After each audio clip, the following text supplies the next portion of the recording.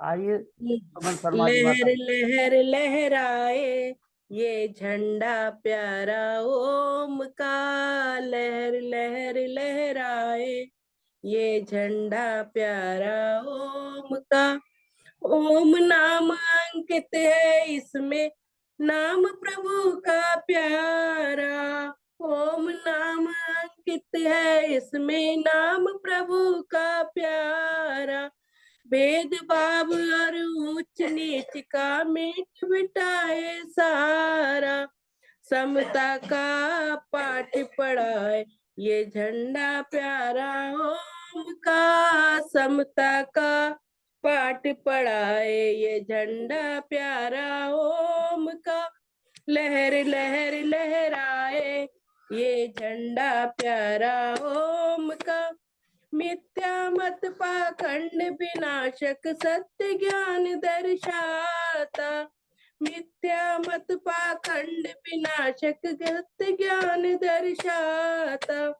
एक ईश का पूजन करना मानव को सिखलाता। जीवन ज्योति जलाए ये झंडा प्यारा ओम का। जीवन ज्योति जलाए ये झंडा प्यारा ओम का। लहर लहर लहराए ये झंडा प्यारा ओम का। इस झंडे के नीचे आकर मिटे अविद्या सारी। इस झंडे के नीचे आकर मिटे अविद्या सारी। यज्ञ आदि शुभ श्रेष्ठ कर्म करते घर घर नर नारी। सुखद सदा बरसाए ये झंडा प्यारा ओम का। सुखद सुधा बरसाए ये झंडा प्यारा ओम का। लहर लहर लहराए ये झंडा प्यारा ओम का। जीवन का आनंद इसी में वेद धर्म अपनाओ। जीवन का आनंद इसी में वेद धर्म अपनाओ। सुमन ओम पताका लेकर वेद ज्ञान फैलाओ। जग को आर्य बनाए ये झंडा प्यारा ओम का। जग को आर्य बनाए ये झंडा ओम का। नमस्कार। धन्यवाद। आइए ईश्वर देवी जी। हाँ जी, सभी को सादर नमस्ते। नमस्ते। भक्ति का भजन। तेरी शरण में आए हैं संसार के पिता। बंधन से मुक्त कर हमें, दुख दर्द से बचा। तेरी शरण में आए हैं संसार के पिता। बंधन से मुक्त कर हमें, दुख दर्द से बचा। आए हैं तेरे द्वार पे झोली पसार के। नैया हमारी हे प्रभु भव से तू पार कर। कुमार्ग से हटा दो, सद्मार्ग पर चला। बंधन से मुक्त कर हमें, दुख दर्द से बचा। शक्ति के तुम भंडार हो, बल हमको दीजिए। कृपा की दृष्टि है पिता, हम सब पे कीजिए। हम दीन दुखियों को पिता तेरा ही आसरा। बंधन से मुक्त कर हमें, दुख दर्द से बचा। मोह माया काम क्रोध ने घेरा है आन कर, हमको सताते हैं सभी बलहीन जान कर। इन कष्टों और कलेशों से प्रभु हमको दे छोड़ा। बंधन से मुक्त कर हमें, दुख दर्द से बचा। हृदय हमारा शुद्ध हो, निर्मल हो आत्मा। दर्शन करे हम आपका, जिसमें परमात्मा। आवागमन के चक्र से हमको दे छोड़ा।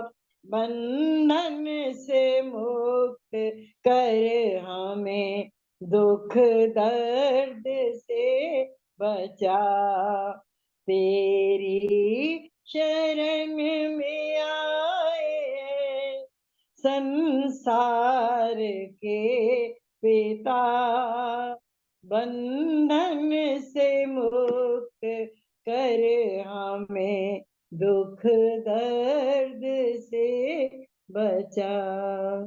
बहुत बहुत धन्यवाद आपका समय देने के लिए। बहुत बहुत धन्यवाद।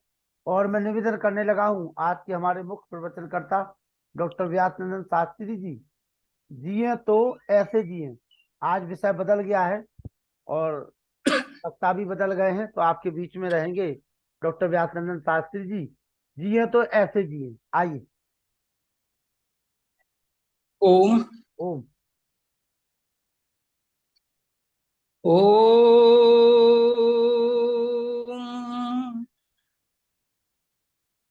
यतो यतः समीहसे, ततो नो अभयं कुरु। सन्नः कुरु प्रजाभ्यो, अभयं नः पशुभ्यः। ओम वेदाहमेतं पुरुषं महान्तम्, आदित्यवर्णं तमसः परस्तात्। तमेव विदित्वा मृत्युमेति, नान्यः पन्था विद्यते अयनाय। ओम त्र्यंबकं यजामहे, सुगंधिं पुष्टिवर्धनम्, उर्वारुकमिव बन्धनान् मृत्योर्मुक्षीयमामृता। यं ब्रह्मा वरुणेन्द्र रुद्रमरुतः स्तुवन्ति दिव्यैस्तवैर्वेदैः, सांगपदक्रमोपनिषदैः गायन्ति यं सामगाः। ध्यानावस्थिततद्गतेन मनसा पश्यन्ति यं योगिनो, यस्यान्तं न विदुः सुरासुरगणाः। देवाय तस्मै नमः।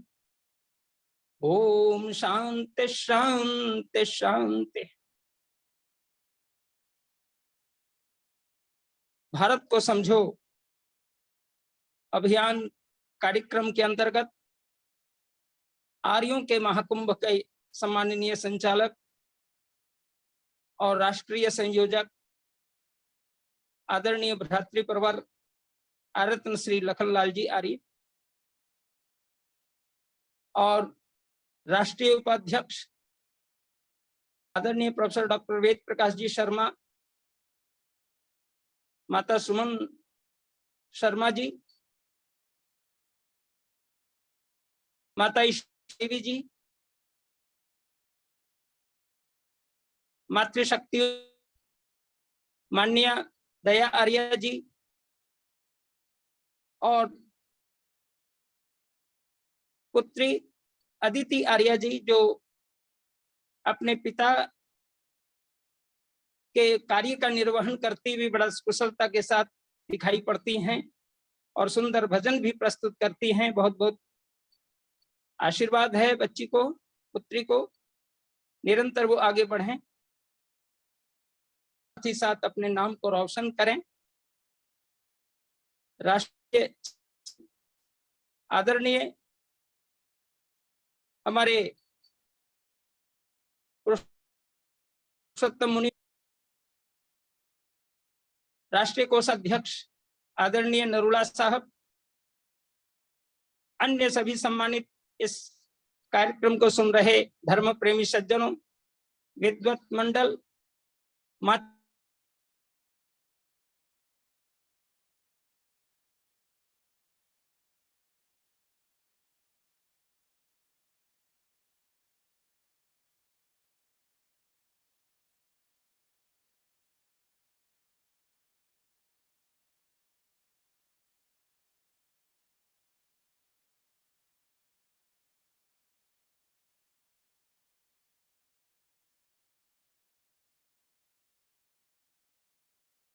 बड़ी अच्छी पंक्ति आई है और इसके बारे हमारे अन्य धर्म शास्त्रों में भी इसकी चर्चा है।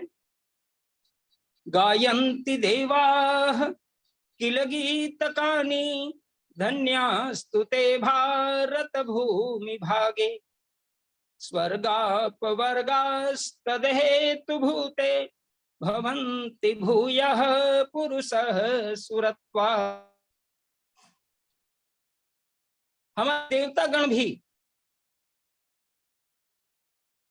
करते हैं भारत भूमि में जन्म लें। आज हमारा सौभाग्य है कि हम लोगों ने भारत भूमि में जन्म,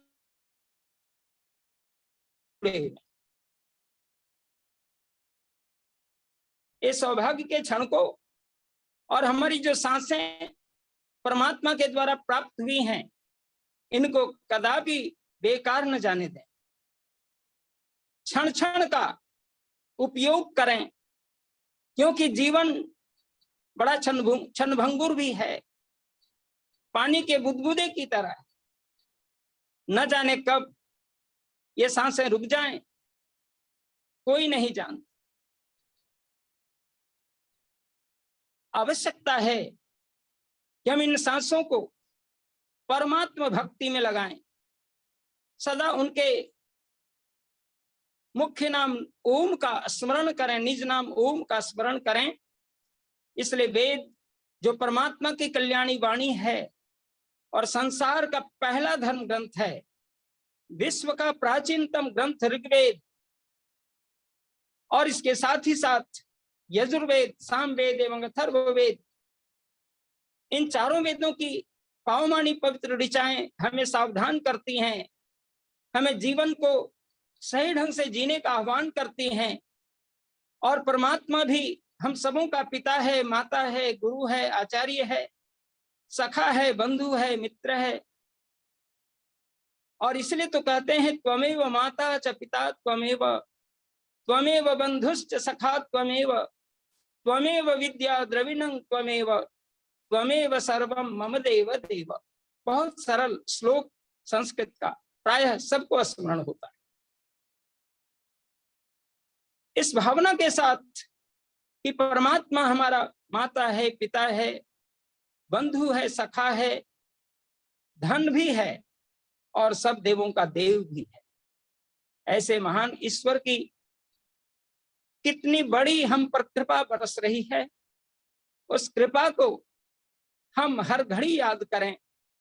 क्योंकि जो व्यक्ति अपनी कृपा और परमात्मा की असीम बरसती हुई कृपा का स्मरण नहीं करता, उसे ही इस संसार के अंदर कृतज्ञ माना जाता है, और कृतज्ञ व्यक्ति का प्रायश्चित भी नहीं होता। इसलिए आवश्यकता है कि परमात्मा ने जब हमको अनमोल चोला प्रदान किया अपने कर्मों के आधार पर, और अपने अमृत पुत्र को वेद ज्ञान दिया है, वैदिक जीवन जीने के लिए दिया है, हमारा आदर्श व्यवहार हो, हम संस्कार से युक्त हों, हम कर्मकांडे से युक्त हों, हम संस्कार से युक्त हों, हम नैतिकता से युक्त हों, ये सारी बातें बड़ी ही कल्याणकारी हैं। आज का बच्चा जो टीवी चैनल में और अनेक प्रकार के कार्यक्रमों से जुड़ा रहता है, हम चाहते हैं कि वो टीवी न देखे, कार्यक्रम से अलग होकर के मंत्र का उच्चारण करे, नैतिक शिक्षा को प्राप्त करे, आचरण को पवित्र बनाए। इसके लिए हमें खुद पवित्र बनना पड़ेगा, खुद आचरणवान होना पड़ेगा। और जब उसे पढ़ने के लिए कहते हैं तो निसंदेह हम उस समय अपने टीवी को बंद कर देने चाहिए।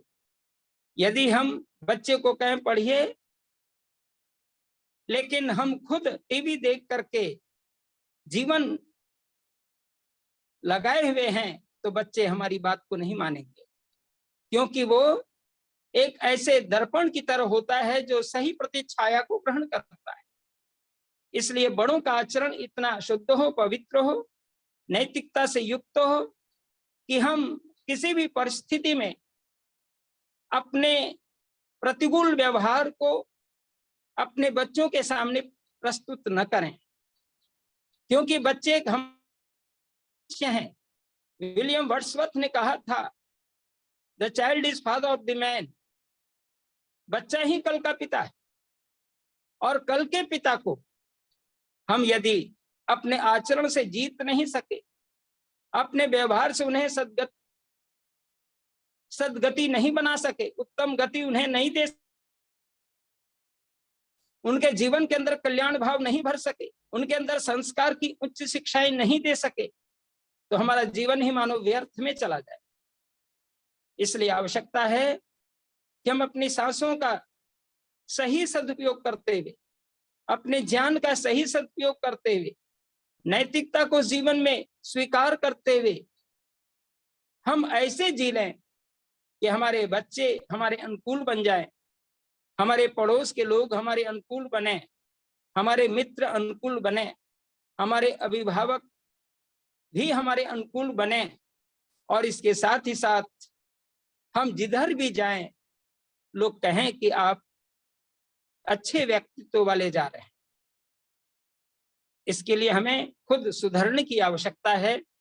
हम अपने जीवन को इस रूप में बना दें कि हमारा कण कण में जन जन का जो रिश्ता हो सकता है, उस रिश्ते को सबल और सुघड़ बनाए। युग प्रवर्तक वेदोद्धारक महर्षि दयानंद जी महाराज ने इसी भावना से द्योतित होकर के कहा था, यदि हमें मनुष्य जीवन मिला हुआ है तो हम ऐसा व्यवहार करें, दूसरे के दुख से हम दुखी हों और दूसरे के सुख से सुखी हों, तो हम मनुष्य कहलाएंगे।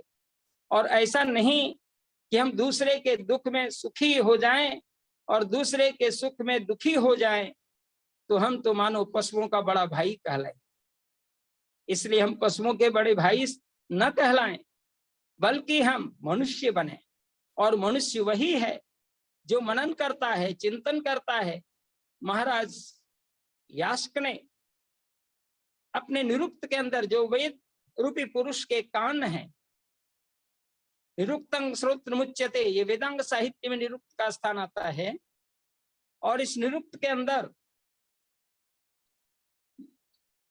महर्षि यास्क ने छोटे छोटे शब्दों का बड़ा अच्छा चयन करते हुए कहा है कि हम अपने जीवन के अंदर इन पुरुषार्थों के प्राप्ति के लिए अपने जीवन को ऐसा जी लें कि हमारा जीवन धन्य हो जाए।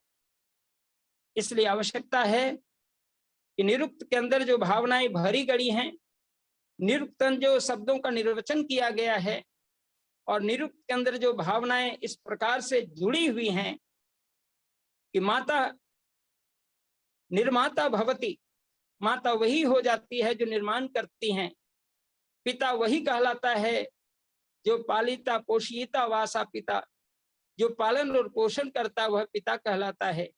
और आचार्य वही कहलाता है आचारम ग्राह्यति तेसो आचार्य, अर्थात हम आचरण को महत्व देते। यदि हम आचरण को महत्व नहीं देंगे तो हम आदर्श कैसे कहलाएंगे अपने आप में। इसलिए आदर्श जीवन की प्राप्ति के लिए हम इस प्रकार के जीवन से अपने आप को जोड़ लें कि हम अपने जीवन को पूर्ण रूप से वैदिक जीवन से युक्त कर दें। और वैदिक जीवन से युक्त होने का आशय है हम वेद से जुड़ जाएं। महर्षि देवध्यान जी महाराज ने वेदों के लौटने का संदेश इसलिए दिया था और उन्होंने कृण्वन्तो विश्वम आर्यम का नारा दिया था। ऐ दुनिया के लोगों, श्रेष्ठ हो जाओ, संपूर्ण विश्व को श्रेष्ठ बनाओ और संपूर्ण विश्व के भविष्य के लिए और अपने जीवन के उद्देश्य के लिए हमें अच्छे जीवन जीने की बड़ी आवश्यकता है। हमारी सांसें इस प्रकार से यूं ही बर्बाद न चली जाएं। हम प्रातःकाल उठें, हमारी दिनचर्या कैसे आरंभ हो, हम कैसे वैदिक जीवन के धनी बने, हमारा जीवन कैसे वैदिकता से युक्त हो, इसका प्रारंभ हम उठते साथ करना शुरू कर दें। यदि हम आर्य हैं, यदि हम श्रेष्ठ विचारों से युक्त हैं, यदि हम मनुष्य हैं, तो मनसा सिद्ध्यति कर्माणि स मनुष्य। हम अपने मन और विचार को मननशीलता के साथ युक्त करें और हमारे मन के अंदर सदा कल्याण भाव आए। तन्मे मनः शिव संकल्पमस्तु। यजुर्वेद के 34वें अध्याय का 1 से 6 मंत्र, यज्ञग्रतो से लेकर के सुसार स्थिरस्वानिव, इस मंत्र के इन 6 मंत्रों में अंत में तन्मे मनः शिव संकल्पमस्तु मंत्र की बारंबार दोहराई गई चर्चा यह सिद्ध करती है कि हमारा मन सदा शिव संकल्पी हो गए। यदि हम शिव संकल्प विचार धरते हैं तो प्रातःकाल उठते ही हमारा जीवन वेद से जुड़ जाता है। और प्रातःकाल हम उठते हैं, सबों को उठना चाहिए, बिना प्रातःकाल उठे हमारा जीवन का आरंभ सही नहीं हो सकता। और प्रातःकाल उठने के लिए हमें समय पर सोना भी चाहिए। यदि हम 10 बजे शैया में चले जाते हैं, विद्यार्थीगण भी यदि समय पर सो जाते हैं तो वे समय पर जग जाते हैं। अंग्रेजों ने भी कहा था, अंग्रेजी कहावत भी हम लोगों ने बच्चे में पढ़ी थी कि early to bed and early to rise makes a man healthy wealthy and wise. हमें सवेरे बिछावन पर जाना चाहिए सोने के लिए और सवेरे ही उठ जाना चाहिए, तभी हमारा जीवन प्रशस्त होगा। हमारे देश के प्रथम राष्ट्रपति डॉक्टर राजेंद्र प्रसाद 3 बजे अपनी सैया छोड़ देते थे और हालांकि उनको जीवन में दम्मा बहुत सताती थी, जाड़े के समय दम्मा का प्रकोप बढ़ जाता था। कई घटनाएं उनके जीवन में आती हैं कि महात्मा गांधी जी के सदाकत आश्रम में गए हुए थे पटना, और चूंकि वो समय पर सोने की उनकी रूटीन बनी हुई थी, वो जाते हैं, थोड़ी लेट से ट्रेन आई थी, वे पहुंचते हैं तो लोग, आश्रम के लोग सो चुके थे। एक आश्रम वासी जो गेट पर पहरा देता था, देखता था कौन आया कौन गया, उनसे भेंट करते हैं और भेंट करने के बाद कहते हैं कि मुझे आश्रम में ही आज रहना है। उन्होंने कहा कि ठीक है, आप यहीं पर विश्राम कर लें। उन्होंने अपना परिचय नहीं दिया कि मैं डॉक्टर राजेंद्र प्रसाद के नाम से जाना जाता हूं। उन्होंने बड़े सरल भाव से कहा कि मुझे यहीं टिकना है, महात्मा जी से भेंट करनी थी लेकिन वो सो चुके होंगे, ट्रेन लेट के होने के कारण मैं थोड़ा विलंब से पहुंचा हूं, अब जगाने की आवश्यकता नहीं है, आप भी सो जाएं, हम भी यही सो जाएं। गेट पर ही बगल में छोटी सी कोठरी थी, उसी में वो अपना कंबल बिछाते, कंबल ओढ़ते हैं और सो जाते हैं। 3 बजे उनकी निद्रा टूट जाती है प्रत्येक रूटीन के माध्यम से, और रूटीन के मुताबिक वो ईश्वर चिंतन भी करते थे, गायत्री मंत्र आदि का पाठ करते थे, ओम का नाम लेते थे। वैदिक जीवन उनके जीवन का आदर्श था।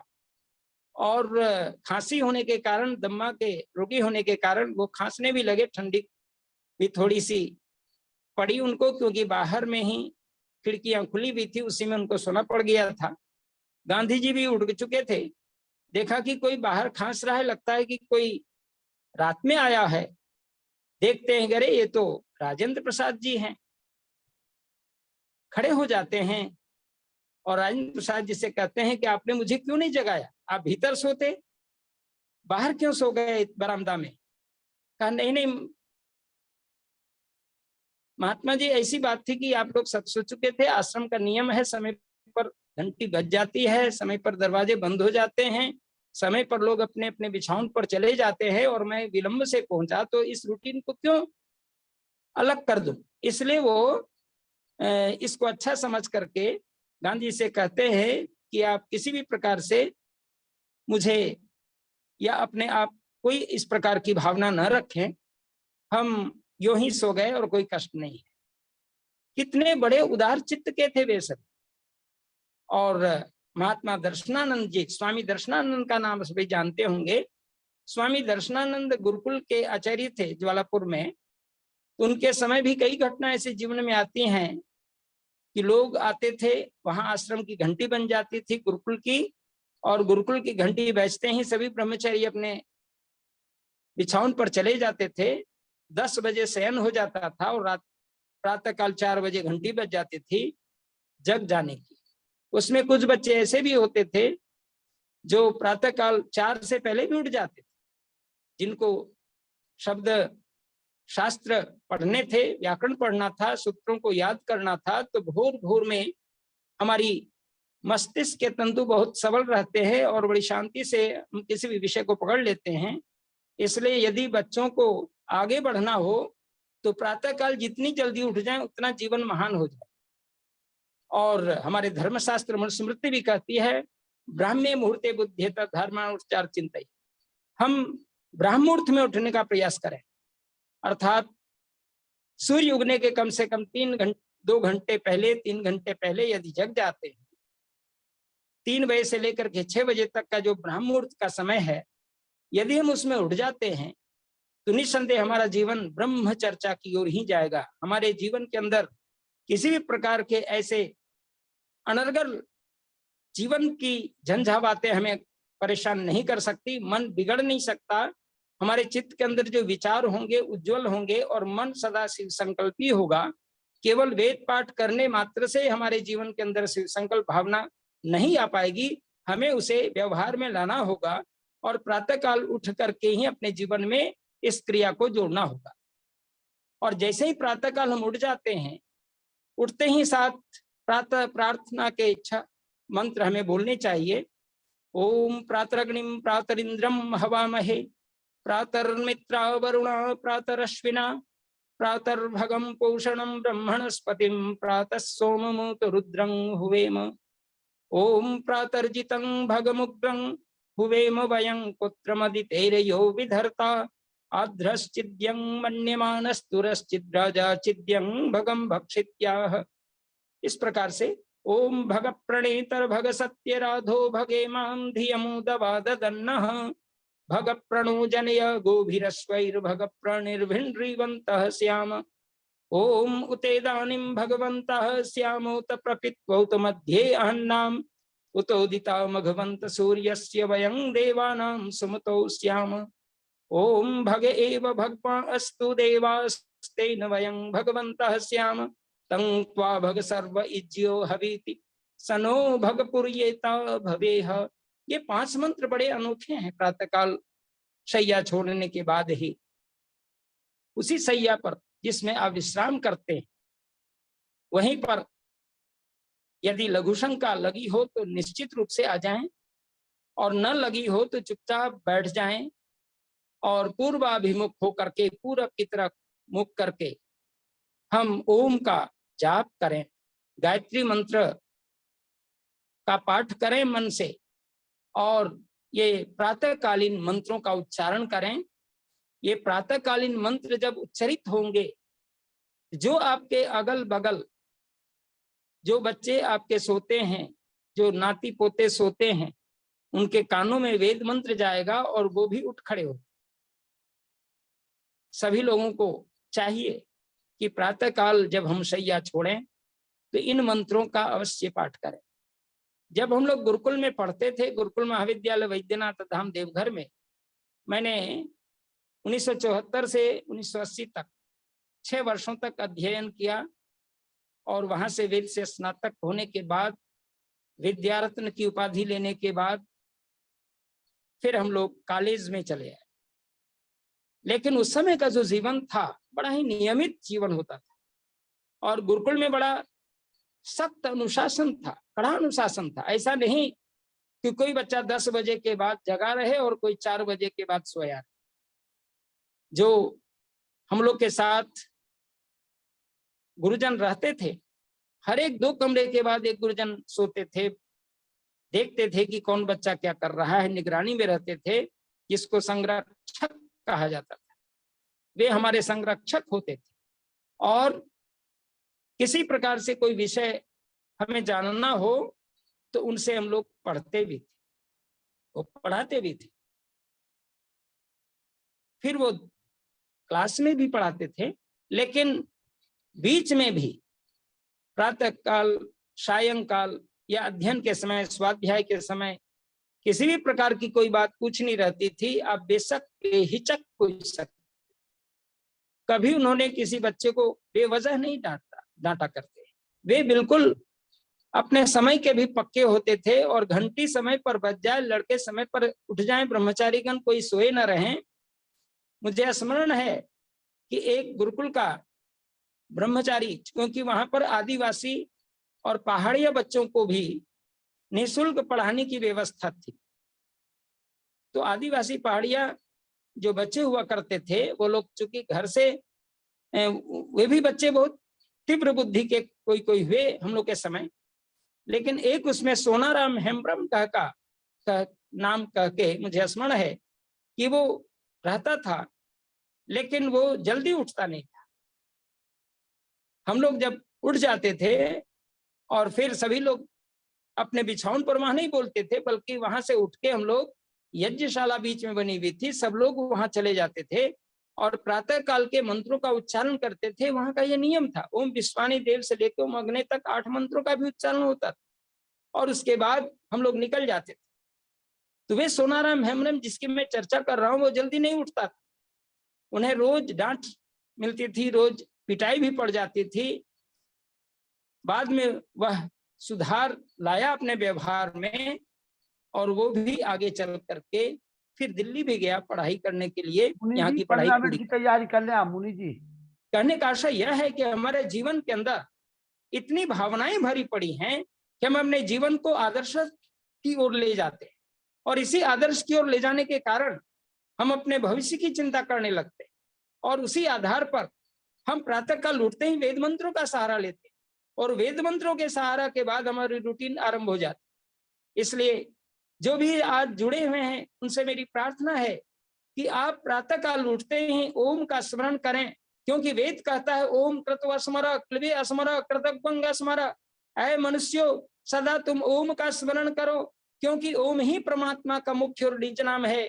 बिना ओम को जपे, बिना अपने जीवन के अंदर संस्कार परक जीवन को न अपना करके अगर हमने अपने व्यवहार को बदल दिया तो हमारा जीवन व्यर्थ न हो जाए। इसलिए हम अपने जीवन को इस रूप में जीना आरंभ कर दें कि कोई भी व्यक्ति कह दे आर्य जीवन जी रहा है, ये वैदिक जीवन जी रहा है। हमारे आचरण व्यवस्था को देख करके समझ, हमारा खान पान इतना सुंदर होना चाहिए कि हमको लोग देखते ही समझ जाए कि ये सात्विक व्यक्ति है।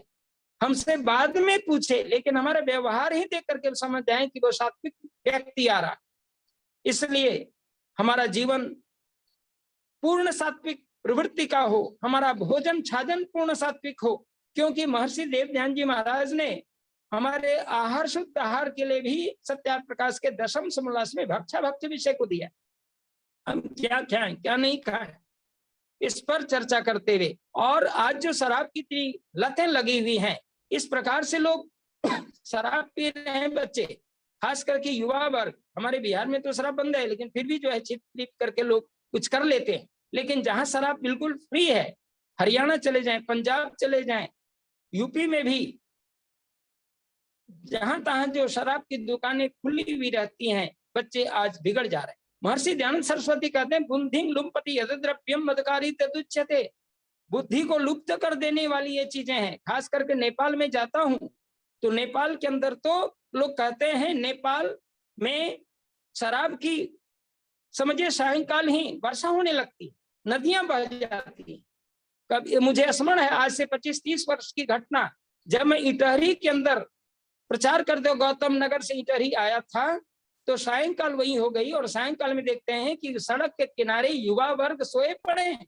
मैंने कहा ये क्या हो गया इन्हें? कहा कि नेपाल में ये व्यवस्था है, सूर्य अस्त नेपाल मस्त, सूर्य अस्त ही नेपाल मस्त हो जाता। इसका मतलब वहां के युवा सायंकाल शराब पीने लगते। तो ऐसी दुर्दशा इस आर्यावर्त की न हो जाए, इसलिए आवश्यकता है कि आर्यावर्त देश भूखंड का नाम है, लेकिन हम इस राष्ट्र के प्रहरी बने।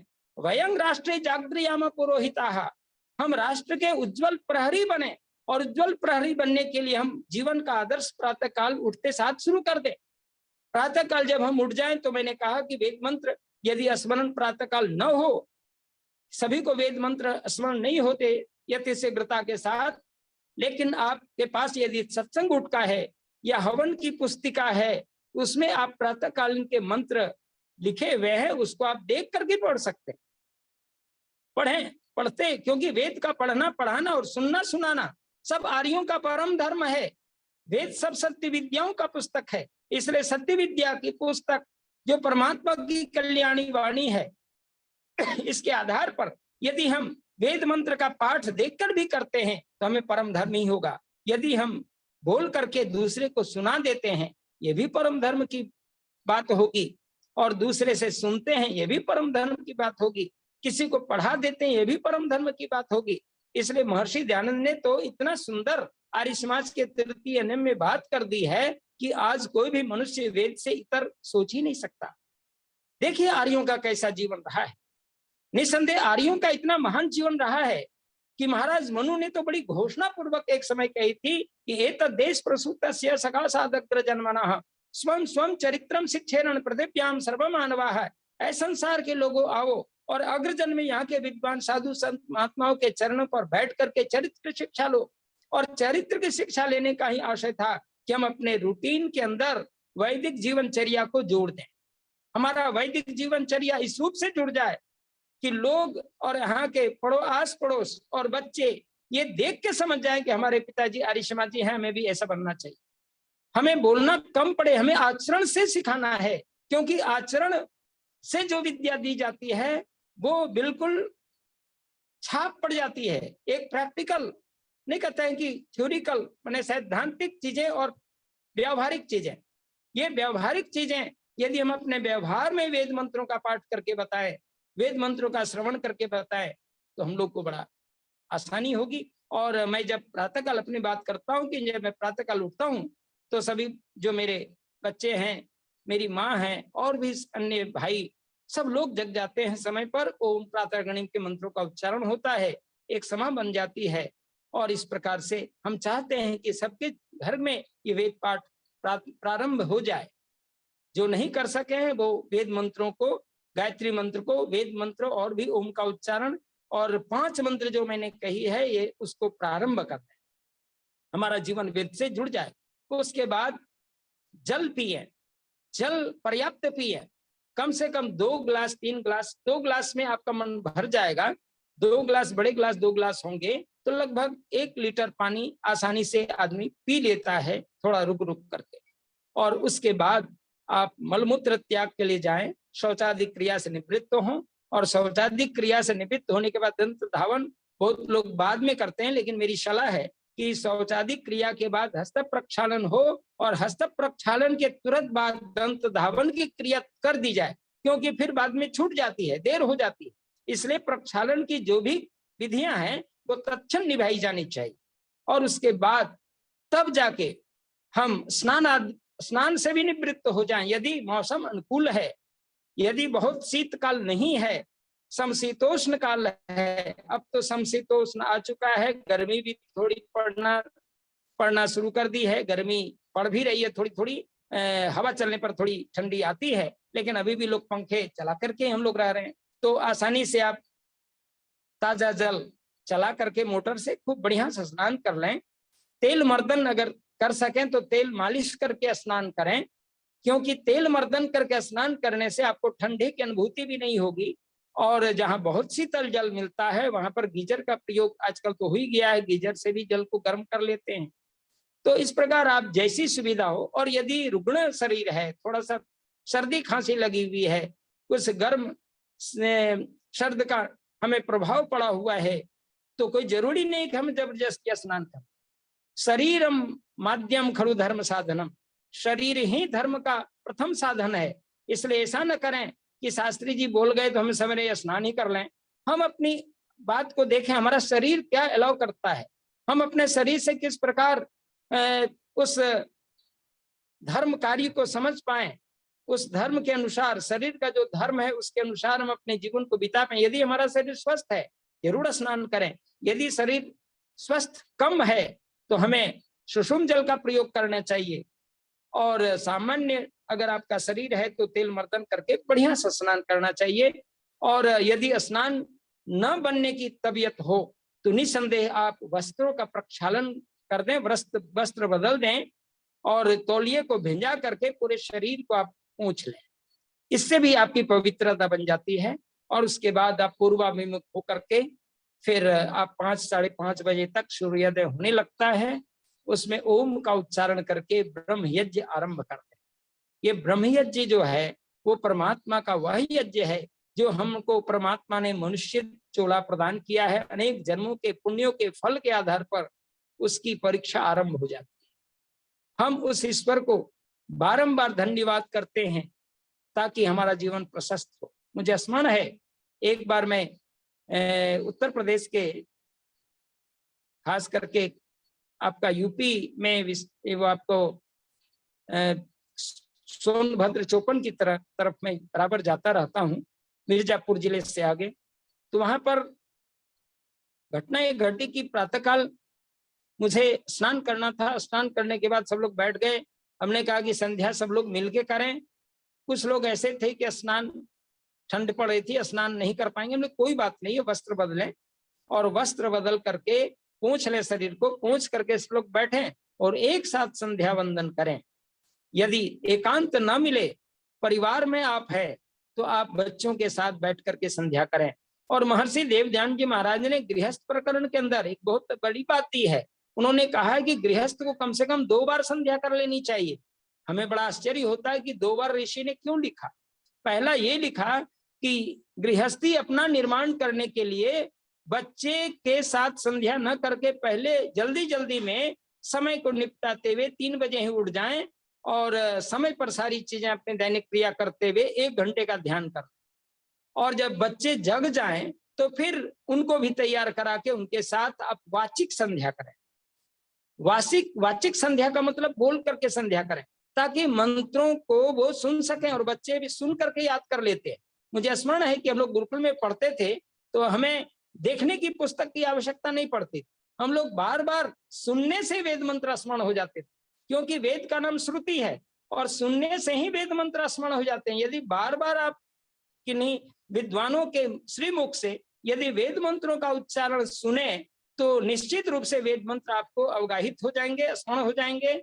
और इसीलिए वेद को आज भी हम श्रुति नाम से जानते हैं। श्रुतिस्तु वेदो विज्ञेय, निसंदेह श्रुति ही वेद का मुख्य भाव है। और श्रुति से अगर हम वेद से जोड़ते हैं आज भी तो हमें जरूर सुनकर भी वेद मंत्रों का स्मरण कर लेना चाहिए। इस भावना से हम ब्रह्म यज्ञ करें, ब्रह्म यज्ञ के बाद हम देवी यज्ञ करें, अग्निहोत्र 19 मंत्रों की संध्या। इस पर विशेष मैं नहीं जाता हूँ, समय अभाव है। सिर्फ इतना ही मैं कहता हूँ कि ब्रह्म यज्ञ करें। ब्रह्म यज्ञ का मतलब परमात्मा का ध्यान, ब्रह्म का यज्ञ, परमात्मा का यज्ञ। इस यज्ञ के द्वारा हम परमात्मा प्राप्ति में सक्षम हो जाएंगे। हमारा मन जो विविध अवस्थाओं में गुजरता रहता है, मन बड़ा चंचल है, वो विविध कण माने क्षण क्षण में वो अपने व्यवहार को बदलता रहता है। उसके अंदर अनेक वासनाएं आ जाती हैं। मन की तरंगों को रोकने की आवश्यकता है। और एक वेद मंत्र तो इसमें बड़ा अच्छा प्रसंग आता है कि मन के अंदर के भीतर के जो हमारे पशु हैं, आज हमें उनको हनन करने की आवश्यकता है। लेकिन लोग जो है बाहर के पशुओं का हनन करने लगे, बाहर के पशुओं को मारने में अपना मन बढ़ाने लगे और अपने उसको खा पी खाने की चिंता, पशु पक्षियों को मार के खाने की चिंता, आज कितना मनुष्य गिर गया। उन्हें भी परमात्मा ने जीने का हक दिया है, लेकिन हम उनको मार के खा लेते हैं। कितना दुर्भाग्य। चीन आदि में तो इतने कीड़े मकोड़े खा जाते हैं कि बुझे कि पता नहीं वो मनुष्य है कि मनुष्य पता नहीं कौन सा प्राणी है जो सब कुछ सर्वभक्षी है। हम ऐसा न करें और अपने जीवन को क्षण क्षण इतना सुंदर बिताएं कि हम मनुष्य अपनी मनुष्यता का, अपनी मानवता का सदा स्मरण करें, ख्याल करें कि हम मनुष्य हैं तो हमारी मानवता होनी चाहिए। हमें दया, करुणा, तप, त्याग की भावना आनी चाहिए। और भीतर के अंदर जो हमारे दुर्व्यसन है, जिसको विश्वानि देव सवितर दुरितानि पराशुभ यदभद्रं तन्न आशुभ, ये परमात्मा का यजुर्वेद के 30वें अध्याय का 3रा मंत्र है, जो महर्षि स्वामी दयानंद का सबसे प्रिय मंत्र रहा है। महर्षि दयानंद जहां भी जाते थे और जहां भी रहते थे इस मंत्र का सदा उच्चारण करते थे। और जो लोग वेदभाष्य महर्षि दयानंद का देखते हैं, उन वेदभाष्यों को देखने के बाद आप देखेंगे कि प्रत्येक ऋग्वेद के प्रत्येक मंडल और प्रत्येक सूक्त के आरंभ में इस मंत्र का उच्चारण करते हैं। यजुर्वेद के प्रत्येक अध्याय के भाष्य करते समय वो प्रत्येक अध्याय के प्रारंभ में इसी मंत्र को उच्चारण लिखते हैं। इससे पता चलता है कि महर्षि दयानंद का सबसे प्रिय मंत्र विश्वानि देव ही रहा है। और इसमें परमात्मा से प्रार्थना करते हैं कि विश्वानि देव सवितर दुरितानि पराशुभ, ऐ सवितर, ऐ सकल जगत की उत्पत्ति का परमात्मन, आप हमारे अंदर के तमाम दुर्गुण, दुर्व्यसन और दुखों को पराशुभ दूर कर दीजिए और उसकी जगह यदभद्रं तन्न आशुभ, उसकी जगह कल्याणकारी भावों को भर दीजिए। आवश्यकता है कल्याणकारी भावों को भरने के लिए हम अपने विकारों को दूर करें। अगर विकार हमारे हृदय के अंदर अंतःकरण में पड़ा हुआ है तो हम सद्गुण को कैसे लाएंगे। जैसे हम लोग यात्रा करते हैं तो लोग जब बस रुक जाती है तो लोग कहते हैं पहले भीतर वाले उतर जाओ तब आप लोग चढ़ो।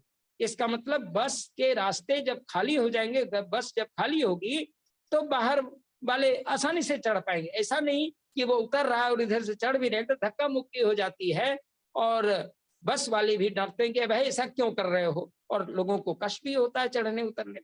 इसलिए वेद मंत्र हर जगह काम कर रहा है। वेद मंत्र कहता है पहले खाली करो, हमारे चित्त के विकार में जो दुर्व्यसन, दुर्गुण, दुर्व्यसन पड़े हुए हैं, हे प्रभु पराशुभ, उसको हटा दीजिए और उसकी जगह में यदभद्रं तन्न आशुभ, जो कल्याणकारी सुख, ऐश्वर्य, गुण आदि हैं, उनको आप हमें प्राप्त कराइए। निसंदेह इस भावना के साथ यदि हम जुड़ जाते हैं तो हमारा जीवन बड़ा प्रशस्त हो जाता है। इसलिए आवश्यकता है इस मंत्र का सहारा अवश्य लें और कभी भी आपका मन विचलित हो तो इस मंत्र का अवश्य उच्चारण करें। और साथ ही साथ वेद के मंत्र की मैं चर्चा कर रहा था। अथर्व वेद के अंदर एक मंत्र आता है, ओम उलूकयातुम शुशुलूकयातुम जहि स्वयातु मुतको कयातुम सुपर्णयातु मृदगृध्रयातुम दृशदेव प्रमृण रक्ष इंद्र। ऐ इंद्र, ऐ ईश्वर, इंदति प्रकाशयति स इंद्रः, जो ऐश्वर्यमान है। यदि परमेश्वरी धातु से इंद्र शब्द बनता है रण प्रत्यय करने पर, अर्थात जो परमात्मा संपूर्ण विश्व का ऐश्वर्य का स्वामी है, उस परमात्मा का नाम इंद्र है। इसलिए यहाँ पर इंद्र परमात्मा का नाम है। और परमात्मा से हम भक्त उपासक गण प्रार्थना करते हैं, याचना करते हैं और परमात्मा हमें उपदेश करते हैं कि उल्लू के या तुम उल्लू के व्यवहार को छोड़ दो, क्योंकि उल्लू मोह का प्रतीक है। ये अविद्या, सत्य को असत्य और असत्य को सत्य समझना ही तो अविद्या है। इस अविद्या को हमें हटाने की आवश्यकता है। ये मोह के कारण होता है, इसलिए उल्लू यह मोह का प्रतीक है। शुशुलुक या तुम भेड़ या क्रोध का प्रतीक है, उसको, उन व्यवहारों को हमसे दूर कर। जही स्वया तो मुतको के या तुम, कोक, चकवा चकवी जो है, कोक पक्षी, वो कामुक पक्षी है। हमारे अंदर वासना इतनी न घर कर जाए कि हम ईश्वर को भूल जाएं, अपने आप को नष्ट कर बैठे। इसलिए वो भी एक मात्रा है, वो भी एक समय है।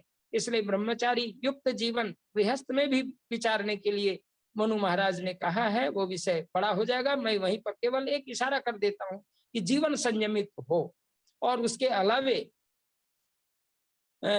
फिर जाके जही स्वया तो मुतको के आत्म, स्व कहते हैं कुत्ते को, कुत्ता का स्वान जो है ना, कुत्ते को कहते हैं। वो कुत्ते के व्यवहार बड़े ईर्ष्यालु होते हैं। कुत्ते, मत्सर, ईर्ष्या, वो इतने ईर्ष्यालु होते हैं कि एक गली का कुत्ता दूसरे गली में जाता है तो भौंकने लगता है, उसको मारने के लिए, काटने के लिए दौड़ पड़ते हैं।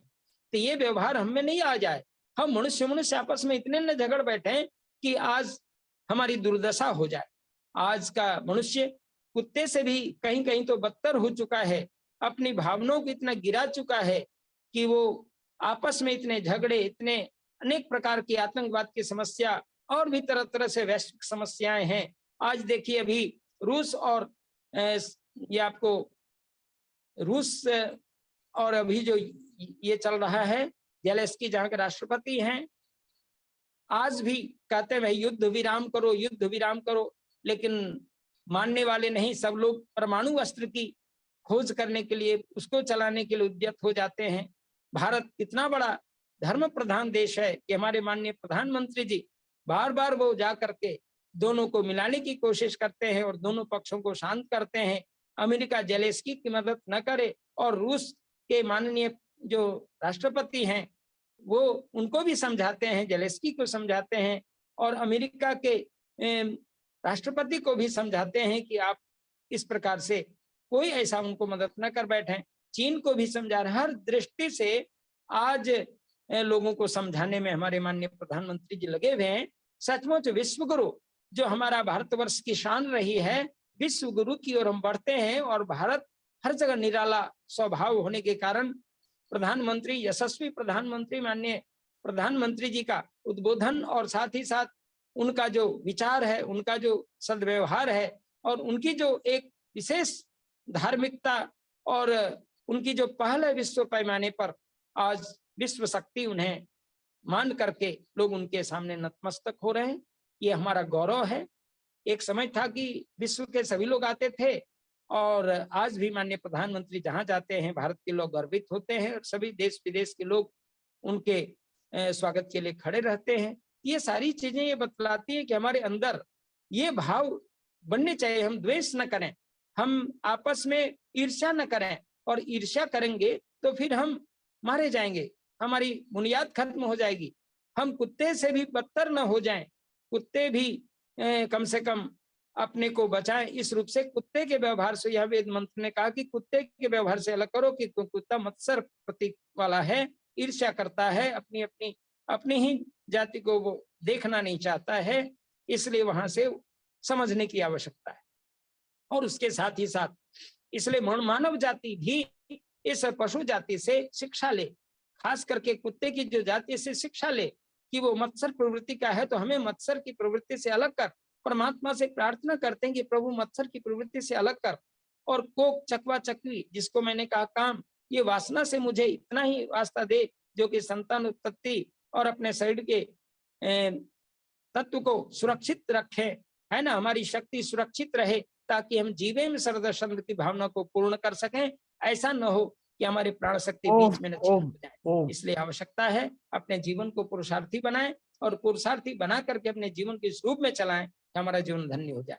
निस्संदेह मैंने अपनी बात रखी है संक्षेप में। अभी तो मैंने एक अंश ही बोला, फिर आगे कभी मौका मिलेगा इस पर चर्चा करूंगा। हमारे संचालक महोदय इशारा कर रहे हैं, इसलिए मैं चाहता हूं कि हमारा जीवन यज्ञमय हो। ब्रह्म यज्ञ, देवी यज्ञ से मैंने अपने आप को जोड़ने की आवश्यकता है, और खास करके पितृयज्ञ, अतिथि और जो लेवेश देवी यज्ञ, ये सारी चीजों को समझने की आवश्यकता है। और साथ ही साथ जो इस मंत्र को मैं पूरा कर देता हूँ, जही स्वया तुम मुतको कया तुम सुपर्ण या तुम। सुपर्ण कहते हैं गरुड़ को, बड़ा अहंकारी पक्षी है, उसको हे प्रभु मेरे अंदर न वो आ जाए, हम अहंकारी न बन जाए। और अहंकार जो है ना, वो परमात्मा का मानो भोजन है, वो किसी भी अहंकारी व्यक्ति को छोड़ता नहीं है, उसका नाश करवाना ही है। उनकी नाश निश्चित रूप से, उनका नाश अवश्यम भावी है। इसलिए अहंकारी प्रवृत्ति से न जिए। और अंत में कहा, ये गरुड़ के बाद तब कहा जाता है गृध्र या तुम। गृध्र कहते हैं गिद्ध को, गृध्र को, वो लोभ का प्रतीक है। इसलिए काम, क्रोध, लोभ, मोह, मद और मत्सर, इन जो 6 हमारे अंदर पशुता हैं, इनको जब हटाएंगे तो हमारा जीवन निर्मल हो जाएगा, हमारे अंतःकरण शुद्ध होंगे। और जब हमारे अंतःकरण शुद्ध होंगे तो हमारे विचार शुद्ध होंगे, तभी वेद का तन्मे मन सिर संकल्पमस्तु सही और सार्थक होगा। और तब वेद के मंत्र से हम बोलते हैं ओम यज्ञाग्रतो दूरमुदैति दैवम तदुसुप्तस्य तथैवैति दूरंगमं ज्योतिषाम ज्योतिरेकम तन्मे मनः शिव संकल्पमस्तु। और अंत में इसी मंत्र के छठे मंत्र में लोग बोलते हैं इस सुक्त के, ओम सुसार स्थिर स्वानिव यन मनुष्यान्ने नीयते विसुर्भिर्वाजिन इव हृत प्रतिष्ठं यदजिरंगविष्ठं तन्मे मनः शिव संकल्पमस्तु। इन 6 मंत्रों के अंदर बारंबार उस मन की चारित्रिक विशेषताओं को लक्षित करके मन ही शरीर का ऐसा विशेष लगाम की तरह है जो हमारी इंद्रियों में, इंद्रिय रूपी घोड़े में पड़ा हुआ है। हमारी बुद्धि सारथी है, मन लगाम है, आत्मा रथी है। इसलिए रथी को सुरक्षित करने के लिए सारथी को बुद्धिमान होना ही चाहिए, और बुद्धि ही हमारी सारथी है। और बुद्धि तभी शुद्धि बुद्धि की होती है जब बुद्धि ज्ञाने न शुद्ध्यति, हमारी ज्ञान की प्रवृत्ति ठीक बननी चाहिए। हम वेद ज्ञान से युक्त हों, सद ज्ञान से युक्त हों, धर्म ज्ञान से युक्त हों, तो हमारी बुद्धि जो है ठीक बनी रहती है। और बुद्धि को लुप्त करना हो तो अभक्ष्य पदार्थ का सेवन करेंगे तो हमारी बुद्धि लुम्पित हो जाएगी। इसलिए मादक द्रव्यों से परहेज करते हुए सात्विक भोजन को लें। हितभुक, रितभुक और मितभुक जो आयुर्वेद कहता है, हम हितकारी भोजन लें, कम खाएं और ऋतु अनुकूल भोजन करें। हम अपनी गाढ़ी कमाई के सुंदर पवित्र अन्न का सेवन करें। हमारे चरित्र उज्जवल होंगे, हमारे विचार उज्जवल होंगे, और हमारे अंदर जो मानवता है वो जागृत होगी, और दुनिया हम पर देखेगी। हम कभी इसी उद्देश्य की प्राप्ति के लिए लगेंगे। कृणवंतो विश्वम आर्यम, सारे संसार को श्रेष्ठ बना दो। निसंदेह सारे संसार को श्रेष्ठ बनाने का यही आधार है कि हमारा जीवन ऐसा जिए। हमने आज विषय रखा, जिए तो ऐसी जिए। यदि हमारा जीवन इस रूप में पल्लवित पुष्पित होना शुरू कर जाए तो निश्चित रूप से हम अपने जीवन को धन्य कर पाएंगे, और परमात्मा पुनः ऐसे जीवन से हमें पुरस्कृत करेगा। और यह बारंबार हमारे जीवन का पुरुषार्थ यदि जगा रहा तो अंत में जो है मुक्ति की प्राप्ति हमें अवश्य होगी। और इन दुर्व्यसनों के नाश के लिए दृषदेव प्रमृणरक्ष इंद्र, जैसे 2 पत्थर के बीच में कोई वस्तु आ जाती है और ये कलुष भाव, ये विकार नष्ट हो जाते हैं या कोई पदार्थ नष्ट हो जाता है, उसी प्रकार परमात्मा की भक्ति और परमात्मा की उपासना और परमात्मा की कृपा हम पर बरसती रहे तो हमारे अंदर ये दुर्व्यसन नहीं आ पाएंगे, ये विकार नहीं आ पाएंगे। और विकार नहीं आने के लिए हमारा उत्तम व्यवहार, और उत्तम व्यवहार के लिए हमारा उत्तम आहार भी आवश्यकता है। इसलिए छंदोग्य उपनिषद के अंदर कहा हुआ है कि आहार शुद्ध हो सत्व शुद्धे, सत्व शुद्ध हो ध्रुवा स्मृति। यदि हम अपने आहार की शुद्धता कर लेते हैं तो निसंदेह आहार की शुद्धता होगी तो हमारा विचार भी शुद्ध हो जाएगा। आहार शुद्ध हो सत्व शुद्धि, हमारे सात्विकता भी होगी। हम सात्विक शुद्धि, सात्विक प्रवृत्ति में जिएंगे, हमारी सतोगुण की प्रवृत्ति बढ़ जाएगी, और सतोगुण की प्रवृत्ति बढ़ जाने से हमारी स्मरण शक्ति बहुत ही सुंदर बन जाएगी। हम इतने अपने आप को इतना सुंदर बना लेंगे कि हम किसी भी पाठ को 1 या 2 बार पढ़ेंगे, हमें स्मरण हो जाएगा। क्या वजह है कि बहुत बहुत आभार आचार्य जी आपका, समय में इतना कुछ किया। हमें आज उनसे प्रेरणा लेने की आवश्यकता है। इन बातों के साथ ऐसे महान धर्म धुरंधर महर्षि देव दयानंद और ऋषि मुनियों की जो भावनाएं हैं, उनके जो क्रियाकलाप हैं, उनके जो जीवनचर्या हैं, वेदानुकूल उनका जीवन रहा है, धर्मानुकूल रहा है। हम उनके जीवन से लाभ उठाएं और हम अपने जीवन के इस रूप में जिएं कि दुनिया हमें याद करे और फिर हमें पुरस्कार के रूप में मानव जीवन प्राप्त हो, और अंत में धर्म अर्थ काम और मोक्ष के भागी बन करके अपने जीवन को महान बना पाएं, ताकि हम जीवन के ऐसे लीक में चलें कि लोग हमें प्रदर्शक माने। इन भावनाओं के साथ अपनी वाणी को विराम देता हूं। आज आपने मुझे समय दिया, इसके लिए मैं माननीय संयोजक महोदय आदरणीय मित्रवर धात्रीप्रवर लखनलाल आर्य जी को बहुत धन्यवाद करता हूं कि उन्होंने मुझे समय दिया। इन्हीं शब्दों के साथ मैं अपनी वाणी को विराम देता हूं और अल्प समय में जो कुछ कह पाया अपने सभी श्रोता बंधु बहुत बहुत आभार मानता हूं। ओम शांति शांति। बहुत ही सुंदर और बहुत ही उत्तम व्याख्यान आचार्य डॉक्टर व्यासनंदन शास्त्री जी। जिए तो ऐसे जिए, और ये सारी चीजें रही। आज हमारे बड़े भाई डॉक्टर राकेश कुमार आर्य जी जो है एक नई स्कॉर्पियो ले आए हैं। इसकी वजह से ये आपको ऑफर दिया गया है आज के व्याख्यान का। चलिए मैं निवेदन करूंगा 2 मिनट के लिए उमेश पवार, रक्षा मंत्रालय दिल्ली। आइए उमेश पवार जी। और हमारे बिहार से पप्पू भैया तैयार रहेंगे, विजय प्रकाश और पप्पू भैया जी। माननीय शास्त्री जी, श्री लखनलाल आर्य जी और अन्य महानुभाव सभी को नमस्ते। नमस्ते जी। मैं बहुत सूक्ष्म में बोलना चाहूंगा इसमें। जो शास्त्री जी ने जो व्याख्यान दिया, बहुत सुंदर व्याख्यान दिया, और सुंदरता के साथ साथ क्या है, ये प्रभावी था। ऐसा लग रहा था कि वो अपने जीवन में इस सार को ढाले हुए हैं और हमें भी उसको ढाल लेना चाहिए। उन्होंने बहुत सारी सुंदर चीजें बताई, तो उसमें जो मुझे लगा, उन्होंने ये बताया कि जो वेद है ये श्रुति है, और श्रुति को सुनना चाहिए और सुनाना भी चाहिए।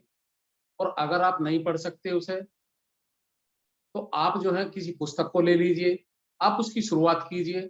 और उन्होंने दिनचर्या के भी बहुत सारे पहलू बताए, भाई ये नहीं हो सकता तो ये नहीं हो सकता तो ये नहीं हो सकता। मतलब आप टाल नहीं सकते। तो इसका जो है सभी के मन मस्तिष्क पर अच्छा प्रभाव पड़ा है। हम माननीय शास्त्री जी का बहुत बहुत धन्यवाद अदा करते हैं। और आप जो आर्य समाज के, वैदिक समाज के गौरव हैं, और आप जैसे महानुभाव हमारे घरों में अतिथि के रूप में आते रहें और हमारा मार्गदर्शन करते रहे। धन्यवाद। बहुत बहुत आभार सम्मानित उमेश पवार जी, रक्षा मंत्रालय दिल्ली। विजय प्रकाश पप्पू भैया जी बिहार। विजय प्रकाश जी जी नमस्ते। अरे नमस्ते, आइए पप्पू भैया जी बिहार से, आइए। जी कैसे हैं? जी बिल्कुल अच्छा है, और आपकी कृपा से और आपके संयोजन में लगातार जो है एक से एक बढ़कर कार्यक्रम, जीवन शैली, वैदिक धर्म की चर्चा बार बार होती है, और ये हम लोगों के लिए सौभाग्य की बात है। और आज आके उसने वास्तव में जिए तो जिए, एक तो बहुत अच्छा हमको लगा, और ये एक बहुत अच्छी शुरुआत है। और क्या बताएं कि इधर कुछ दिनों से हम जो है बहुत लेट से सो के उठते हैं, हम इधर थोड़ा सा कुछ, लेकिन आज हमको फिर स्मरण आया कि नहीं, हमको मान उसी तरह का जीवन जीना चाहिए। इसके लिए आचार्य जी को बहुत बहुत धन्यवाद कि पुनः स्मरण करवाए। और आपको लखनलाल आर्या जी, आपको तो साधुवाद है कि आप ऐसे निरंतर कार्यक्रम कराते हैं और ऐसे महान विभूतियों से हम लोगों का दर्शन करवाते हैं। बहुत बहुत धन्यवाद। बहुत बहुत आभार। बड़े भैया सम्मानित देवेदार जी, स्वागत है आपका, और 10 मिनट का समय है आपके पास आज। अनम्यूट हो गया क्या भाई साहब? में अनम्यूट हो गए हो, 10 मिनट का समय है आपके पास, इसलिए कि आज आपके घर पे स्कॉर्पियो गाड़ी आई है। बहुत बहुत धन्यवाद आपका। और भाई राकेश के लिए तो मुबारकबाद आपकी सबकी तरफ से है ही है। मैं उसका आभार व्यक्त करूंगा आप सबके लिए। आपके हृदय में जरूर बहुत ही प्यार उनके प्रति है, राकेश भाई के प्रति, लेकिन मैं आभार के शब्दों में उनको रखूंगा। बहुत ही सुंदर व्याख्यान चल रहा था। उससे पहले कि मैं सभी विद्वत जनों को सादर अभिवादन करता हूं, डॉक्टर व्यासनंदन शास्त्री जी वास्तव में एक महाविभूति हैं। एक बहुत ही अच्छे विद्वान हैं, प्रकांड पंडित हैं, वेदों के ज्ञाता हैं, वेदों की पद्धति को बहुत ही सुंदर तरीके से, उस प्रक्रिया को बहुत ही सुंदर तरीके से उपदेश के माध्यम से वो रखते हैं, और हम सभी उससे लाभान्वित होते हैं। हम उनके लिए बहुत ही कृतार्थ भाव से हृदय से नमन करते हैं। बहुत सुंदर प्रवचन उनका रहा। जीवन हमको किस प्रकार से जीना चाहिए, इसके विषय में उन्होंने बहुत सुंदर अपनी बातें कही, और अंत में जिन शब्दों के साथ उन्होंने अपने प्रवचन को, अपने उपदेश को, अपने उद्बोधन को समाप्त किया है, धर्म, अर्थ, काम और मोक्ष, ये चार ही ऐसे वो हैं उद्देश्य मनुष्य जीवन के, कि जिनको प्राप्त करने के लिए हम पूरे जीवन प्रयासरत रहते हैं। और शायद ये मनुष्य ही है कि जिसको वेद ने ये आदेश किया है कि मनुर्भव। अब मनुर्भव मनुष्य की योनि में रहते हुए भी फिर भी क्या मनुष्य से ईश्वर ने यह अपेक्षा कर ली थी कि ये आदमी की योनि में रहते हुए भी आदमी नहीं बन पाएगा। इसलिए बहुत सारे नियम, बहुत सारी बातें, बहुत सारे उपदेश, बहुत सारे आदेश वेद में किए गए हैं कि तुम्हें इस जीवन को किस तरीके से जीना है। धर्म, अर्थ, काम और मोक्ष के बाद उससे पूर्व में जो उनके द्वारा एक शब्द और बहुत अच्छा कहा गया था, जिसको मैंने हृदयंगम किया है, कि मन जो है हमारा, वो जिस प्रकार का अन्न हम खाएंगे उसी प्रकार के विचार हमारे मन में उठेंगे।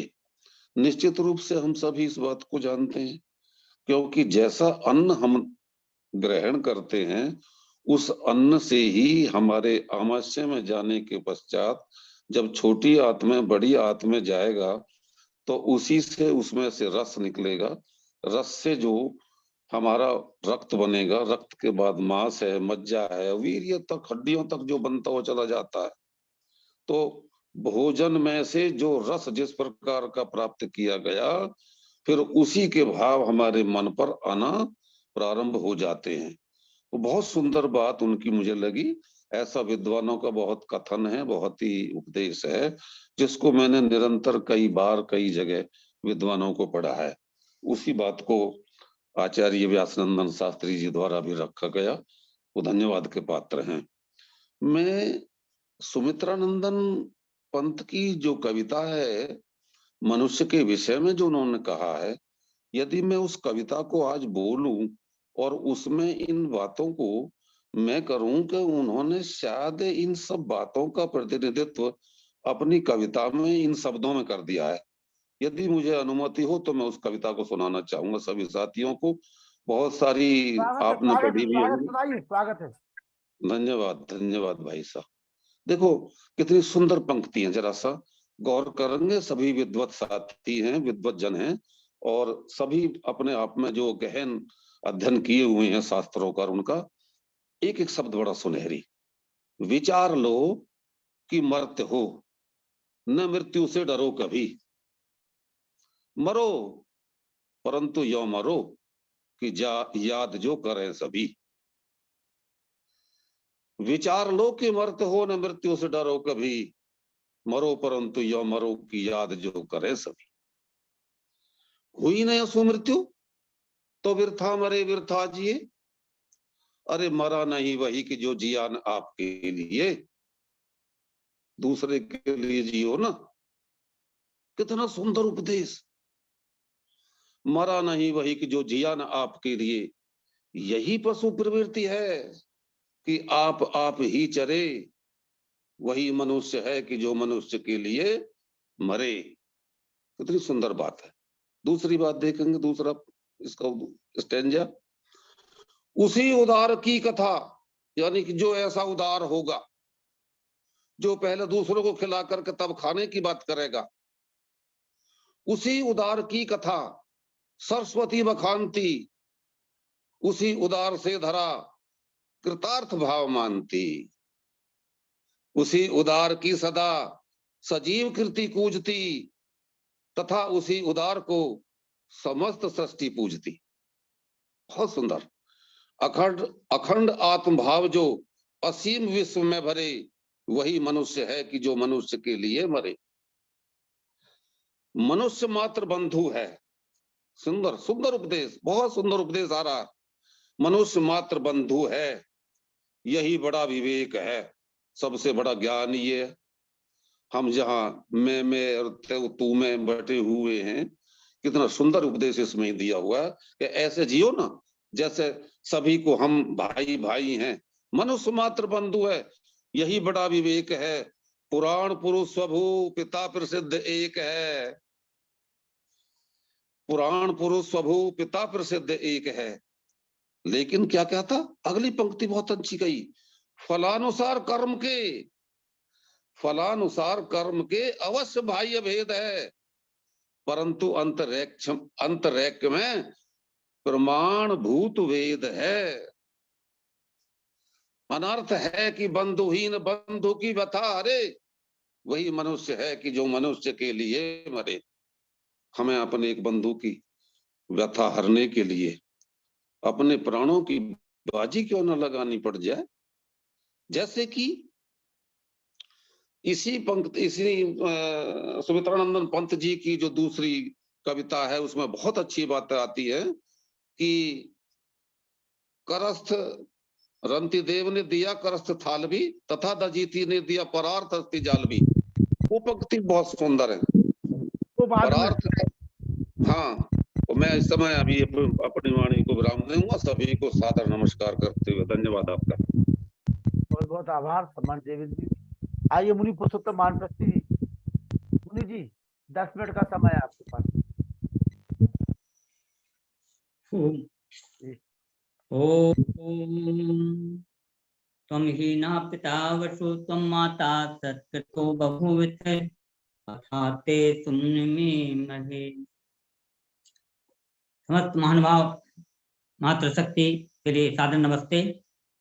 अभी हमारे बीच में सर्वप्रथम सम्मानीय हमारे डॉक्टर व्यासनंदन शास्त्री जी, जिनका आज का विषय था, और उसके बाद में अभी सम्मानीय देवेंद्र सिंह आर्य जी, हमारे जो डॉक्टर साहब के बड़े भ्राता जी हैं, और पुष्टि करते हुए व्यासनंदन जी के वचनों को हमारे सामने रखा। बड़े भाग्य मानुष तन पावा, दुर्लभ सदग्रंथन गावा। बाबा तुलसीदास जी लिखते हैं कि मनुष्य शरीर हमें बड़े भाग्य से मिलता है, और इसके लिए तो देवताओं ने भी इसका वर्णन किया हुआ है। एक बहुत अच्छी कथा आती है ऐत्रेय उसमें उपनिषद में। एक बार परमात्मा ने, ईश्वर ने विचार किया कि मैं सृष्टि का सृजन करूं, और उसने ईक्षण किया। हमारे विद्वान जन कहते हैं कि क्रिया नहीं करता है परमात्मा, कर्म नहीं करता है, क्योंकि कर्म करेगा तो बंधन में फंस जाएगा। तो उसके लिए ऋषि लिखता है कि ईक्षण किया और सृष्टि का उन्होंने विस्तार करना शुरू कर दिया। किस रूप में सृजन करूं इसको सोचा, तो सबसे पहले उसने 4 लोगों का सृजन किया, और वो 4 लोग गिनाए गए हैं, अंबत, मरीचि, मर और आपस। उसके बाद उसने फिर से ईक्षण किया, सोचा कि लोग तो रचे गए, लेकिन इनका उपयोग कौन करेगा, किसके लिए ये लोग रचे गए हैं। तो उसने कहा कि जीवन का विस्तार करना चाहिए यहाँ पर। और उन्होंने फिर अग्नि, फिर इसके बाद लोकपालों का सृजन किया उन्होंने। फिर अग्नि, वायु, आदित्य, दिशाएं, वनस्पति आदि, चंद्रमा, मृत्यु, ये सब चीजें, जल, 8 लोकपालों को सृजन कर दिया। अब इनका उपभोग करने के लिए भी कोई चाहिए था। उन्होंने सोचा कि इस आधारभूत जो हमारे ब्रह्मांड के हैं, इनके सृजन के साथ भूख, प्यास, निद्रा आदि इनका भी विस्तार कर दिया, क्योंकि एक बहुत अच्छा क्रम ईश्वर ने बनाया। पहले भूख प्यास बनाता तो किसी काम की नहीं थी, किसी के लिए काम में नहीं आना था। पहले मनुष्य की उत्पत्ति कर देता, तब भी किसी काम में नहीं आने वाला था। तो उसने क्रम बनाया वहां से, लोकपालों का, मरीचादि, अम्बसादि लोगों का। फिर उसके बाद जब उसने विचार लगाया, इन सबका सृजन तो हो गया, उनका प्यास भी तैयार हो गई।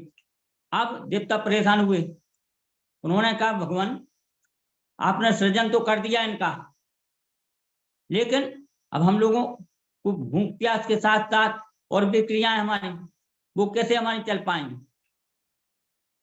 उन्होंने कहा हमारे लिए कोई ऐसी रचना करिए कि जिसमें हम लोग रह सकें।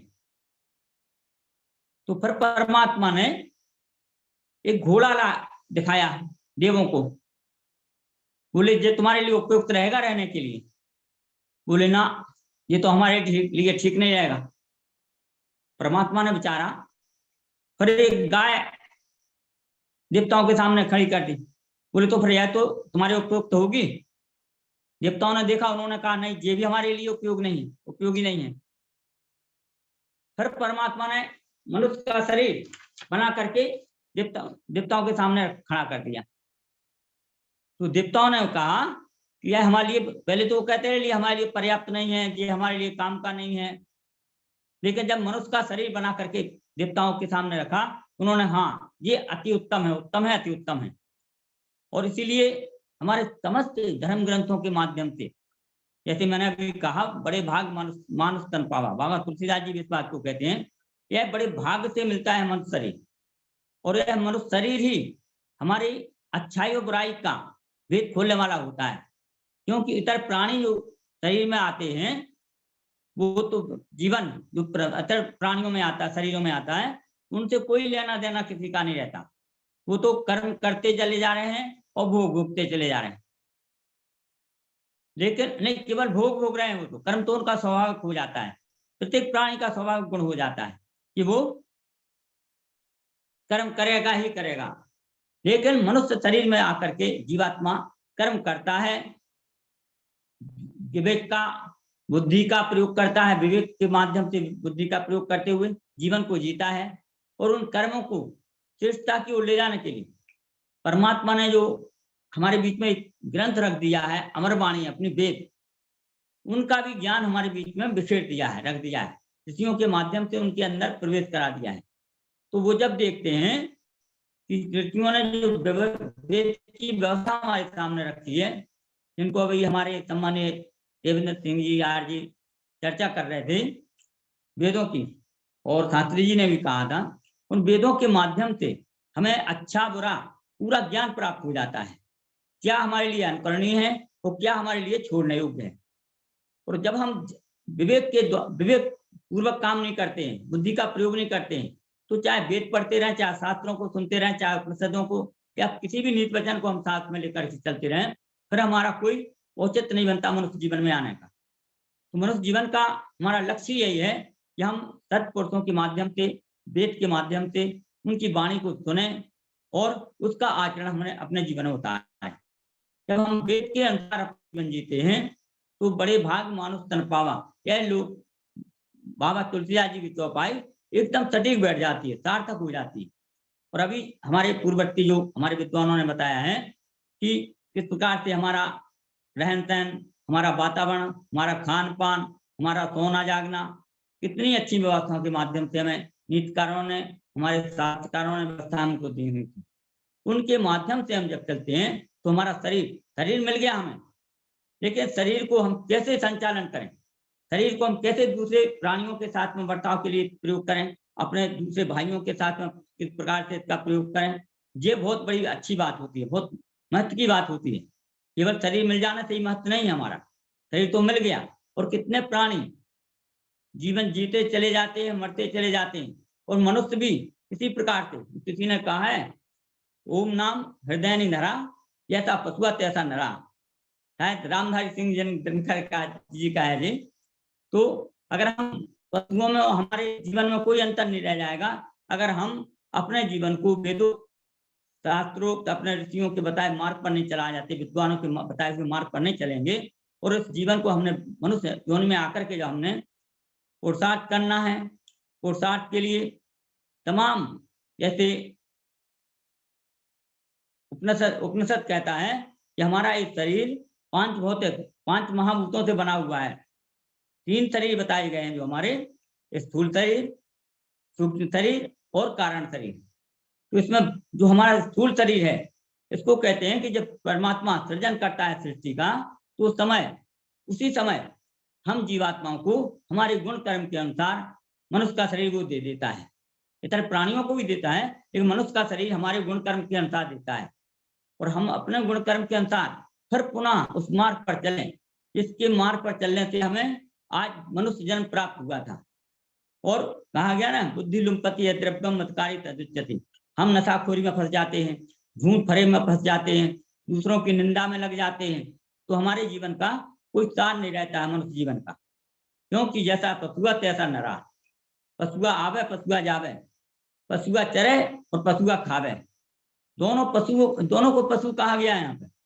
लेकिन हम क्या करते हैं कि विवेक खो देते हैं, क्या पशुओं का भोजन है, क्या मांस भक्षी जानवरों का भोजन है वो भी हम अपने लिए स्वीकार कर लेते हैं, जबकि हमारे लिए कितनी अच्छी व्यवस्था परमात्मा ने अन्न के द्वारा, औषधियों के द्वारा, फल फ्रूट के द्वारा बहुत अच्छी अच्छी व्यवस्थाएं दी। अच्छे जीवन के लिए अच्छा शुद्ध अन्न पिए, अन्न जल का पान करें, शुद्ध अन्न का प्रयोग करें, तो हम अपने जीवन को भी सार्थक करेंगे और हम अपने दूसरे भाइयों को, दूसरे भाई अर्थात मनुष्य योनि में नहीं, हमारे जो दूसरे प्राणी जगत हमारे ऊपर आश्रित हैं उनका भी हम भला करके चल सकते हैं। और यही व्यवस्था हमारे ऋषियों ने, महर्षि दयानंद जी ने, और उसके बाद भी हमारे जो विद्वान हुए हैं, आज भी हमारे विद्वान लोग जो महर्षि दयानंद जी के बताए मार्ग पर, महर्षि दयानंद जी किस मार्ग पर चले थे, किन ऋषियों के बताए मार्ग पर चले थे, उस मार्ग को लेकर के चल रहे हैं, तो हमारा जीवन सुखमय हो सकता है, हमारे दूसरे प्राणी भी सुख से जी सकते हैं, और वो हमारे लिए बहुत महत्वपूर्ण पशु मतलब प्राणी है। ऐसा नहीं है, सबका जब परमात्मा ने सृजन किया हुआ है तो सबका महत्व अपने अपनी विधा में, अपने शरीर में सबका महत्व है। केवल अगर मनुष्य बना देता तो भी कोई महत्व नहीं था, और केवल उन प्राणियों को बनाता तब भी कोई महत्व नहीं था। तो एक दूसरे के पूरक है सभी। पशुओं से भी हमें, अभी जो हमारे सामान्य शास्त्री जी वेद का मंत्र बोल रहे थे ना, उलूक किया तुम सुसलूक किया तुम, यही स्वयात्म किया तुम, ये मंत्र क्या कह रहा है? उन पशुओं से ही तो हमें शिक्षा मिल रही है, काम क्रोध लोभ मोह मद मत्सर, जैसा कि अभी शास्त्री जी ने बहुत विस्तार से इसके ऊपर प्रकाश डाला हुआ। तो हम कहते हैं हे परमात्मा, हे इंद्र, इनका नाश कर दे। किसका नाश कर दे? या उन पशुओं के लिए कहा गया है कि गिरद्ध को, कौवे को, कुत्ते को इनको मार दे? ऐसा नहीं, वो तो हमारे लिए उपयोगी है, उन्हीं से तो हमें शिक्षा मिल रही है। उनके अंदर जो प्रवृत्तियां हैं वो हमारे अंदर नहीं आ जाए, और अगर हमारे अंदर हैं तो उनका अंदर आने से पहले विनष्ट हो जाए, तो हमारे ऊपर उनका प्रभाव नहीं रहेगा, और हम अपने बुद्धि के द्वारा, विवेक के द्वारा उन पशुवत प्रवृत्तियों को अपने जीवन में समाहित नहीं होने दें। ये हमारा लक्ष्य मंत्र के माध्यम से होना चाहिए, तभी हमारा जीवन मनुष्य हो सकता है। मानव जगत में हमारा सृजन का कार्य करने का, जैसे परमात्मा ऋषि कहते हैं ना कि परमात्मा ने सारे ब्रह्मांड को रच दिया है, लेकिन अब कोई पशु पक्षी कहे कि मैं कुछ रचूंगा, वैसे रचना देखते हैं हम बहुत अच्छी अच्छी।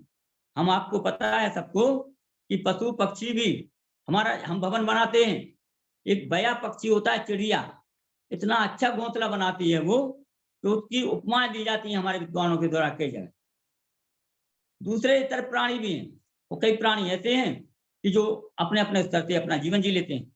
तो परमात्मा ने जैसे इतने पूरी सृष्टि का सृजन कर दिया है हमारे लिए, और उसमें से इन पदार्थों को महर्षि दयानंद जी कहते हैं कि हम अपने, वो तो सर्व सामर्थ्य वाला था, हम अपनी अल्प सामर्थ्य के अनुसार उन पदार्थों में से लेकर के हम मकान बना रहे हैं, हम भी तो सृजन कर रहे हैं, हम तालाब खोद रहे हैं, हम भी सृजन कर रहे हैं, जल का संग्रहण कर रहे हैं, अन्न औषधि आदि प्रयोग में ला रहे हैं, तैयार कर रहे हैं, हमारी जितनी सामर्थ्य है वो हम कर रहे हैं।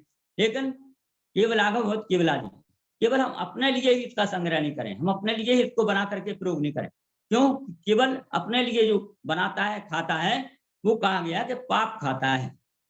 तो हमारा लक्ष्य, मानव इतर प्राणियों से मानव क्यों श्रेष्ठ, ज्येष्ठ श्रेष्ठ कहा गया है कि हम बुद्धि के द्वारा, साहचर्य के द्वारा, प्रेम के द्वारा एक दूसरे को पूरक समझते हुए उनकी भी सहायता करें, उनका भाग उनको दें। कहते हैं वो 6 भाग बलिवैश्य देव यज्ञ में रखते हैं, तो वो भाग उनको रखते चले जाएं, हमारे जीवन में कभी कोई क्लेश नहीं आएगा, कभी कोई विडंबना नहीं आएगी।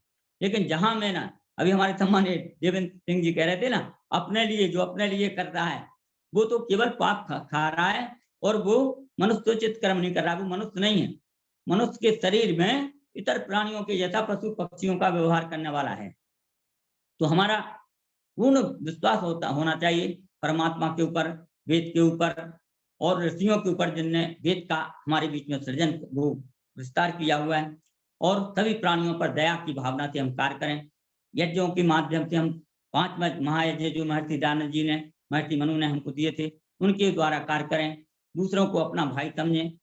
भाई का मतलब, देखिए विद्वान हमारे टोक देते हैं, वो कहते हैं किसको भाई समझे? हम दूसरे प्राणियों को, भाई मनुष्य योनियों में जो जितने हैं सबको समझ लें, हम समझते चले गए और वो हमारा गला काटते चले गए। ये बड़ी विडंबना रही है।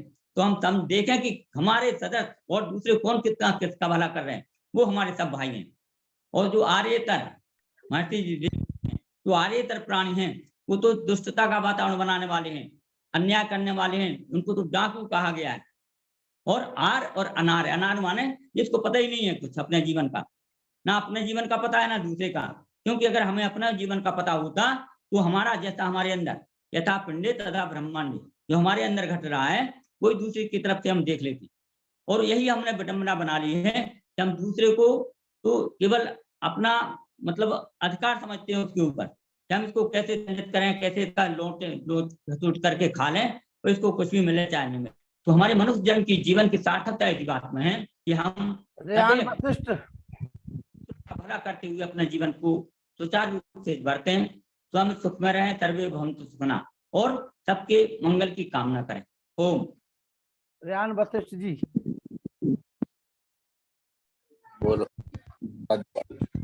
ओम नमो शांति अंतरिक्ष शांति पृथ्वी शांति रात शांति रौद्रया शांति वनस्पतयः शांति विश्व देव शांति ब्रह्म शांति सर्व शांति शांति रेव शांति श्याम शांति रेजि ओम शांति शांति शांति।